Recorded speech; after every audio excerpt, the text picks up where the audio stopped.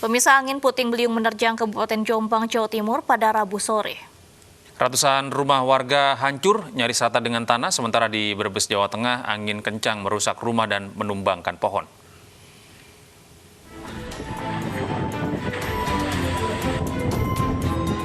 Detik-detik tiupan angin kencang terekam kamera ponsel warga yang terjadi di Desa Bendungan, Kecamatan Kudu, Kabupaten Jombang, Jawa Timur pada Rabu sore. Terjangan angin merusak atap rumah warga hingga berterbangan. Warga yang ketakutan keluar rumah lantaran khawatir tertimpa rumahnya. Angin itu mulainya dari sana, dari sebelah selatan, sebelah selatan dulu, sebelah selatan langsung ke sini, Pak. Jadi tembakau itu sudah maut semua. Terus ini tempat imbon tembakau ini juga maut atapnya sampai ke sana, ke sebelah barat sana. Usai kejadian, warga bahu-membahu memperbaiki atap dan mengevakuasi puing bangunan yang hancur.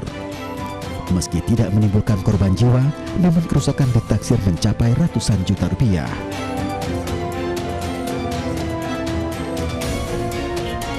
Di Kabupaten Brebes, Jawa Tengah, angin kencang melanda dua desa di Kecamatan Larangan. Dua desa yang terdampak yakni Desa Rengas, Pendawa, dan Desa Sitanggal. Kerusakan terjadi mulai dari atap hingga dinding rumah. Beberapa bangunan juga hancur akibat tertimpa pohon saat angin bertiup kencang.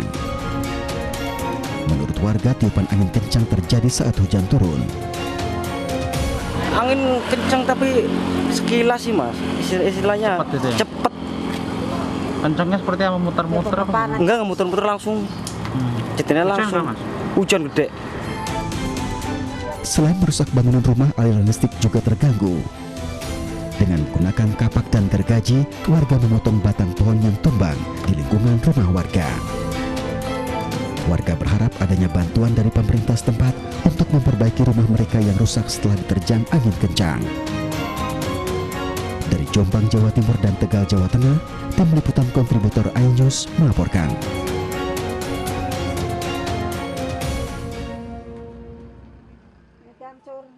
Pasangan suami istri di Balikpapan, Kalimantan Timur tewas ditabrak sebuah mobil. Kedua korban yang berboncengan sepeda motor tertabrak mobil yang berusaha mendahului kendaraan lain.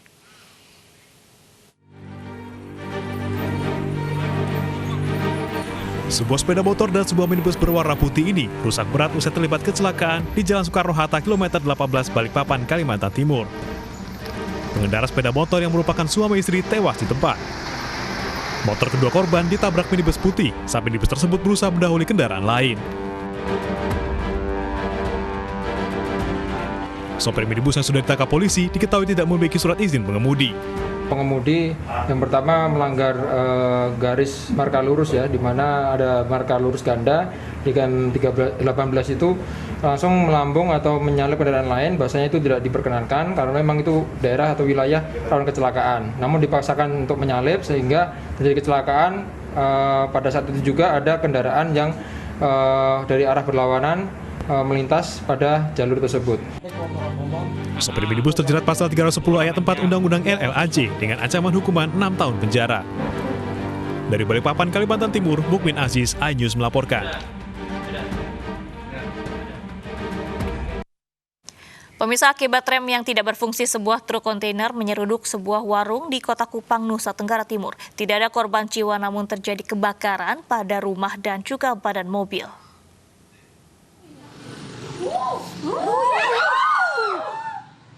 Sebuah truk kontainer yang mengalami remblong dan tidak terkendali terekam dalam CCTV.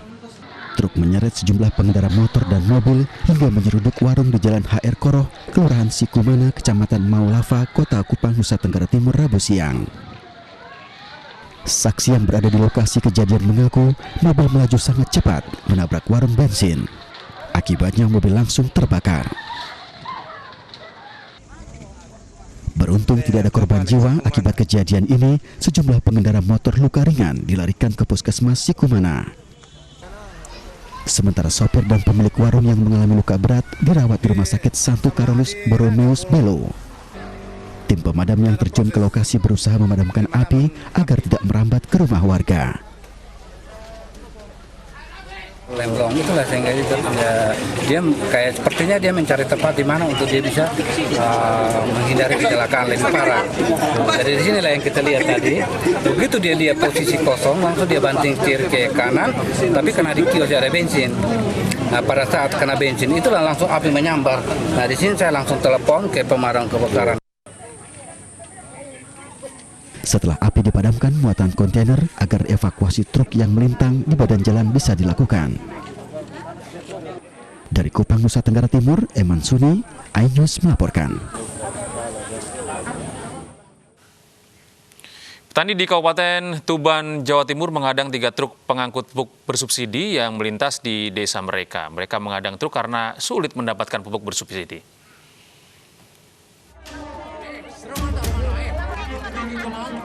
Petani Desa Jadi, Kecamatan Semanding, Kabupaten Tuban nekat menghadang 3 truk pengangkut pupuk bersubsidi yang melintas di desanya karena sulit mendapatkan pupuk. Petani yang menderita krisis pupuk ini langsung memukar paksa truk pupuk di tepi jalan. Para petani menggelar aksi ini untuk menarik perhatian pemerintah agar memperhatikan pasokan pupuk untuk petani. Para petani mengaku akhir-akhir ini semakin sulit mendapatkan pupuk subsidi. Perwakilan distributor pupuk subsidi mengatakan pupuk subsidi untuk para petani sebenarnya sudah terjadwal.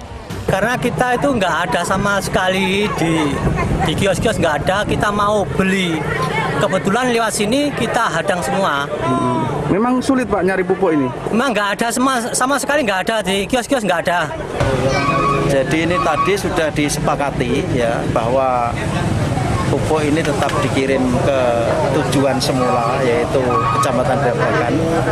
Kemudian untuk yang di Desa Jadi ini nanti dipastikan oleh distributor. Setelah dimediasi camat dan petugas keamanan setempat, para petani akhirnya melepaskan truk pupuk subsidi yang mereka hadang. Petani mengeluhkan pupuk karena kebutuhan pupuk bersubsidi ini hanya tersedia 30% dari total kebutuhan para petani di masa tanam. Dari Tuban, Jawa Timur, Pipit Wibawanto, iNews melaporkan.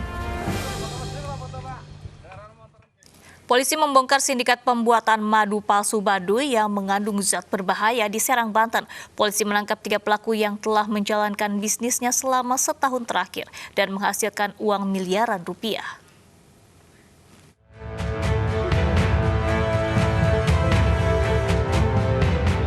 Polisi menangkap 3 pembuat madu palsu dan menyita puluhan liter madu palsu serta bahan pembuatnya di 2 tempat berbeda, yakni dari Kabupaten Lebak, Banten dan kawasan Joglo, Jakarta Barat.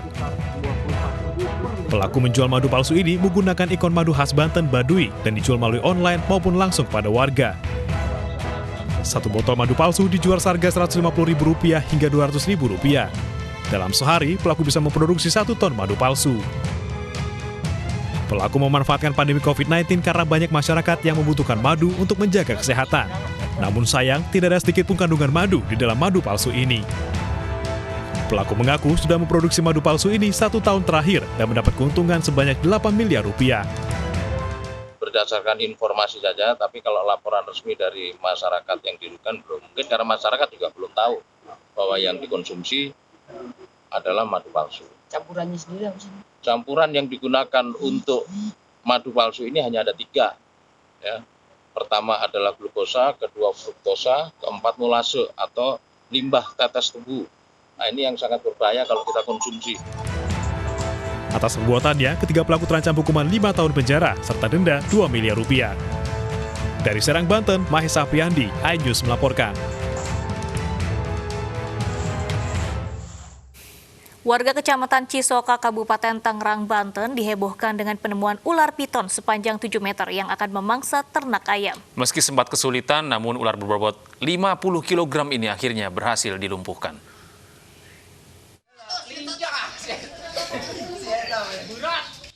Sejumlah warga mencoba menangkap ular piton sepanjang 7 meter yang ditemukan saat akan memangsa ternak ayam di Kecamatan Cisoka, Kabupaten Tangerang, Banten, Rabu sore. Ular piton ini pertama kali ditemukan warga yang akan memberikan pakan ternak ayamnya di belakang rumah. Saat ditemukan, kepala ular piton sudah masuk ke dalam kandang ayam. Panik melihat ular piton yang berukuran besar, pemilik ternak akhirnya memanggil warga lainnya untuk menangkap ular piton. Ini saya tadi ngasih makan ayam, tahu-taunya ayam pada teriak ada ular. Ya, Ular itu habis melulu tuh ayam tuh, itu ular dari rawa. Kebetulan itu posisi lagi banjir gitu loh. Ya saya panggil warga di sini bareng-bareng menangkap ular itu. Ya alhamdulillah ketangkap ular tersebut. Penemuan ular piton ini merupakan yang ketiga kalinya. Warga menduga ular piton berasal dari rawa di belakang permukiman. Ular piton akan dievakuasi ke Balai Konservasi Sumber Daya Alam atau BKSDA. Dari Tangerang, Banten, Aimarani, iNews melaporkan. Politikus Henry Yosodiningrat meminta polisi memulai kembali penyelidikan terhadap kasus pencemaran nama baik yang menyeret Rizik Syihab. Informasi lengkapnya akan hadir usai jeda.